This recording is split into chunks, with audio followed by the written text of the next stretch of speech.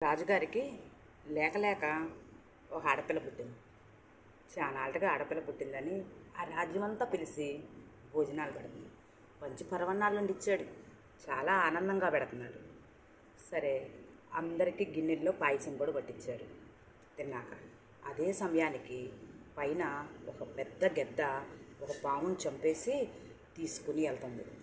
వెళ్ళేటప్పుడు ఆ పాము చచ్చిపోయి ఆ నోట్లో విషం వచ్చి ఈ భోజనాలు చేసి వాళ్ళ ఒక్క గ్లాసులో ఒక పాయసంలో పడింది. సరే, అందరూ భోంచేశారు. తను చేశాడు. చేసేళ్ళకి ఆ విషమంతా ఒళ్ళెక్కేసి ఇక ఒళ్ళంతా నీలం రంగులో మారిపోయి తను అక్కడికక్కడే చనిపోయాడు. ఇక ఈ చనిపోగానే యమధర్మరాజుకి ఏమీ అర్థం కాల. ఇప్పుడు ఈ చనిపోయిన పాపం ఎవరి లెక్కలో వేయాలి? రాజుగారి లెక్కలో వేయాలా? భోజనాలు పెట్టినందుకు గెద్ద లెక్కలో వేయాలా? పాము తీసుకెళ్తున్నందుకు, లేదా పామే వేసినందుకు పాము లెక్కలో వేయాలా? ఎవరి లెక్కలో వేయాలి అని ఆ యమధర్మరాజు గారు అక్కడ బాగా ఆలోచిస్తున్నాడు.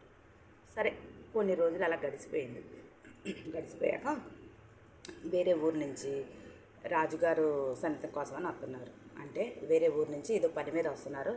4 రోజులు ఇక్కడ ఉంటాము, రాజుగారు మాకు విందు భోజనం అన్నీ ఏర్పాటు చేస్తారు, అందుకని వస్తున్నాము. ఏమయ్యా, మీ రాజుగారు ఇల్లు ఎక్కడ అని చెప్పి ఒక పళ్ళు అమ్ముకునే అతన్ని అడుగుతారు. అడిగితే ఆ పళ్ళు అమ్ముకునే అతను ఎటకారంగా అంటాడు, మీరు ఇప్పుడైనా ఏంటి మా రాజ్యానికి వస్తుంది, జాగ్రత్త అని అంటాడు.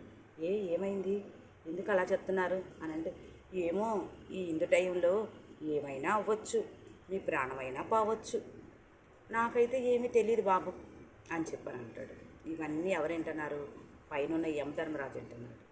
ఇని ఇప్పుడు అంటాడు, నేను రాజుగారి లెక్కలో వేద్దాము పాపము అని ఆలోచించాను, అది తప్పు అనిపించింది. గెద్ద లెక్కలో వేద్దాము అనుకున్నా, అది తప్పు అనిపించింది. పాము లెక్కలో వేద్దాము పాపం అనుకున్నా, పాము చనిపోయింది పడింది, అది తప్పు అనుకున్నాను. కానీ ఇప్పుడు ఈ పళ్ళు అమ్మే వాళ్ళ లెక్కలో వేస్తున్నాను ఈ పాపం అని చెప్పి అంటాడు యమధర్మరాజు. అదేంటి అలా వేయటం ఏంటి అని మీకు అనిపిస్తుందా?